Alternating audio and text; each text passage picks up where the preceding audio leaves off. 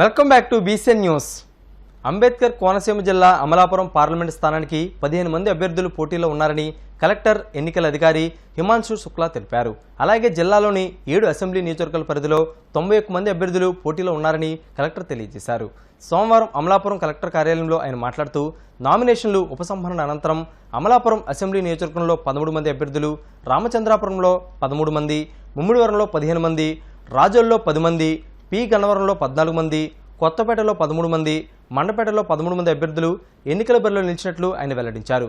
ప్రతి నియోజకవర్గంలో 15 మందికి మించి అభ్యర్థులు పోటీలో లేనందున జిల్లా వ్యాప్తంగా సింగిల్ బ్యాలెట్ యూనిట్ను వినియోగించనున్నట్లు కలెక్టర్ హిమాంశు శుక్లా తెలిపారు. ఎన్నికల సాధారణ పరిశీలకుల సమక్షంలో అభ్యర్థులకు గుర్తులు కేటాయించామని, పోలింగ్ సిబ్బందికి నియోజకవర్గాలు కేటాయించడం కూడా పూర్తయిందన్నారు. 29th ఏప్రిల్ రోజున 3 PM కి విత్డ్రాల్ కి లాస్ట్ టైం అయిపోయింది. విత్డ్రాల్ అయిన తర్వాత ఈరోజు జనరల్ అబ్జర్వర్ సమక్షంలో అలాట్మెంట్ ఆఫ్ సింబల్ కూడా జరిగింది. అమలాపురం పార్లమెంట్ కాన్స్టిట్యుయెన్సీ సంబంధించిన సింగిల్ బ్యాలెట్ యూనిట్ 15 కంటెస్టింగ్ క్యాండిడేట్తో అలాట్మెంట్ ఆఫ్ సింబల్ కూడా సక్సెస్ఫుల్గా కంప్లీట్ అయింది. దీని తర్వాత second randomization of polling staff అంటే జిల్లాలో 1644 పోలింగ్ స్టాఫ్స్ ఉన్నాయి. దీనికి సంబంధించిన ఏ పోలింగ్ స్టేషన్ కి వెళ్ళడం జరుగుతుంది అది కూడా ఈ రోజు ఒక ట్రాన్స్పరెంట్ మేనర్ లో రెండమైజేషన్ ద్వారా చేయడం జరిగింది. సో దీనికి సంబంధించిన ఎన్ఐసి నుంచి చాలా సీనియర్ ఆఫీసర్ జిల్లాకి రావడం జరిగింది. వాళ్ళ సమక్షంలో, తర్వాత అబ్జర్వర్ సమక్షంలో, పొలిటికల్ పార్టీ సమక్షంలో కూడా ఈ సెకండ్ సెట్ ఆఫ్ రెండమైజేషన్ చేయడం జరిగింది.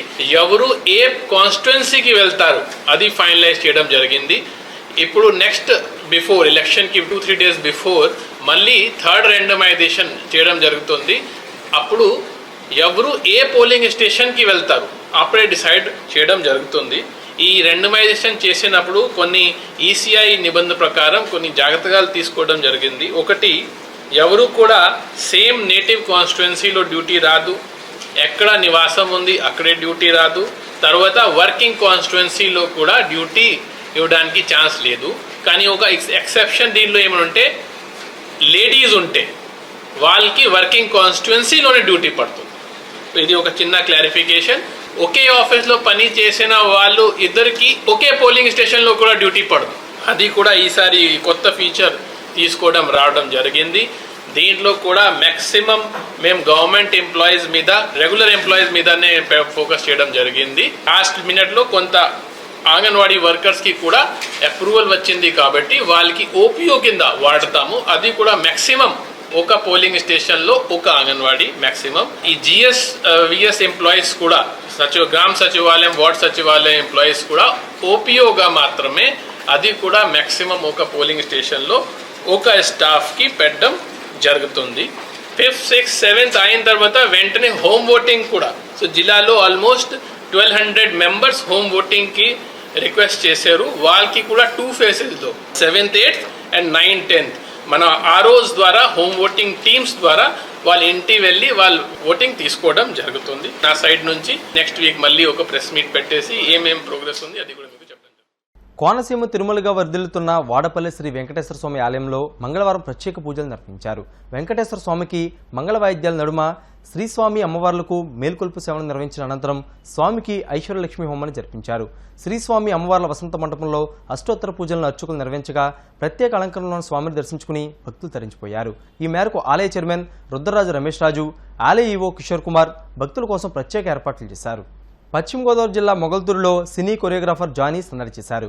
జనసేన, టీడీపీ, బీజేపీ ఉమ్మడి అసెంబ్లీ అభ్యర్థి బొమ్మిడి నాయకర్ తరపున ఎన్నికల ప్రచారానికి మొగల్తూరు వచ్చిన జానీ మాస్టర్ను చూసేందుకు అభిమానులు భారీగా తరలివచ్చారు. మొగల్తూరు దయల్దాస్ పేటలో ముస్లిం సోదరులతో ముఖాముఖి నిర్వహించిన అనంతరం మొగల్తూరులోని చిన్నతనంలో మెగాస్టార్ చిరంజీవి జీవించిన ఇంటిని సందర్శించి జానీ మాస్టర్ ఆనందం వ్యక్తం చేశారు. 5 ఏళ్ల జగన్ పాలనలో అంతా దోపిడీయే అని టీడీపీ సీనియర్ నేత, మాజీ ఎమ్మెల్యే ధూళిపాళ్ల నరేంద్ర విమర్శించారు. గుంటూరు జిల్లా పొన్నూరులో నిర్వహించిన మీడియా సమావేశంలో ఆయన మాట్లాడుతూ ఈ నియోజకవర్గంలో 2500 కోట్లకు పైగా సహజ వనరుల దోపిడీ జరిగిందన్నారు. రేషన్ మాఫియా లారీకి అడ్డొచ్చాడని, ఉద్యోగిని హతమార్చారని ఆరోపించారు. ఎమ్మెల్యే కిలారి రోసయ్య దళితులను బెదిరించి అనుమర్లపూడిలో వారి భూమి లాక్కుందారని పేర్కొన్నారు. ఆయనపై సీఎం జగన్ ఇంతవరకు చర్యలు తీసుకోలేదని ఆక్షేపించారు.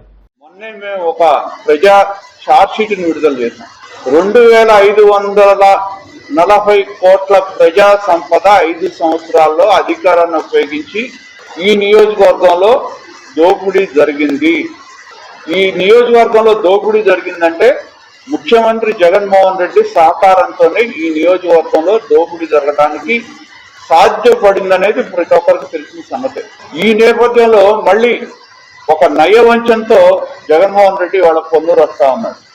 జగన్మోహన్ రెడ్డిని ప్రశ్నిస్తా ఉన్నాం. ఆయన ముఖ్యమంత్రి అయిన తర్వాత, కిలారి వెంకటరోసయ్య గారు ఎమ్మెల్యే అయిన తర్వాత 5 సంవత్సరాల్లో ఎన్నో దోపిడీలు, అవినీతి, హత్యలు జరిగిన ఈ నియోజకవర్గంలో వాటికి ఆయన ముందు సమాధానం చెప్పాలి అని చెప్పి నేను తెలియజేస్తా ఉన్నాను. రేషన్ మాఫీ అనేది ఒక పెద్ద కోట్లాది రూపాయల రేషన్ మాఫీ ఈ నియోజకవర్గంలో నడిచింది. ఒక దళితుడు బర్నబాస్ అనే వ్యక్తి మర్డర్ గురి కాబడ్డాడు. స్వయానా బర్నబాస్ భార్య పోలీసులు కంప్లైంట్ ఇవ్వడం జరిగింది. కిలారి వెంకటరోసయ్య గారి మనుషులు ఫలానా రైస్ మిల్లో పిలిచి నా భర్తని బెదిరించారు, మేము చెప్పినట్టు వినాల్సిందే అని చెప్పి బెదిరించారు. వాళ్ళ ప్రోద్బలంతోనే దాడి జరిగిందని స్పష్టం చేసినా కూడా వాళ్ళ పేర్లు ఎక్కడా లేవు.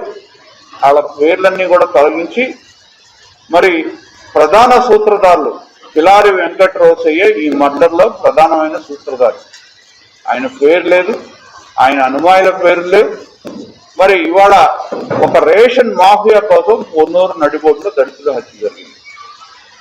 అదేవిధంగా ఒక చేబ్రోలు మండలంలో ఒక వికలాంగుడు మద్యం తాగించడానికి తీసుకెళ్లి అధికార పార్టీ నాయకుడు చంపేశారు. అధికార పార్టీ నాయకుడు కాబట్టి భాష అనే వ్యక్తి బ్రహ్మాండంగా ఆయన బెయిల్ మీద బయటకు వచ్చి బ్రహ్మాండంగా తిరుగుతున్నాడు. మళ్ళీ ఆ కుటుంబాలను బెదిరిస్తున్నాడు.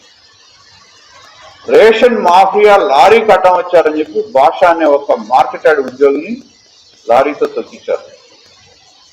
ఈ హత్యలన్నీ కూడా ప్రభుత్వ హత్యలు అని చెప్పి మేము స్పష్టం చేస్తాం.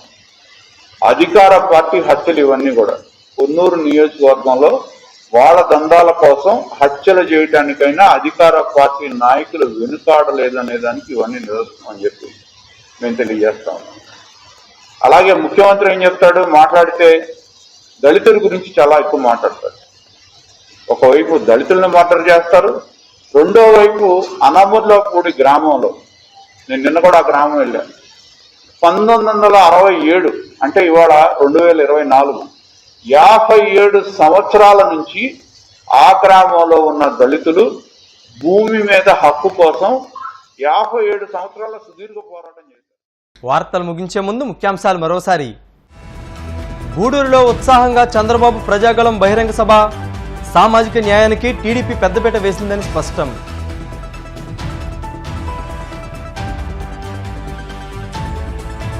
అమలు సాధ్యమయ్యే మేనిఫెస్టో రూపొందించామన్న ఎమ్మెల్యే కన్నబాబు, జగన్ను ప్రజలు విశ్వసిస్తున్నారంటూ స్పష్టం.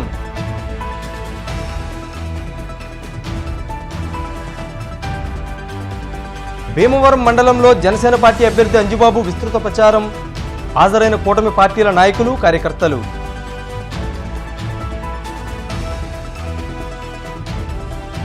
జగన్ 5 ఏళ్ల పాలనలో దోపిడీ మితిమీరిపోయిందన్న మాజీ ఎమ్మెల్యే దూలుపాళ్ల, మాఫియా ముఠాలు చెలరేగిపోయారంటూ ఆరోపణ. ఇవి బులెటిన్ అప్డేట్స్. మరిన్ని అప్డేట్స్ చూస్తున్నాను. BCN news. నమస్కారం.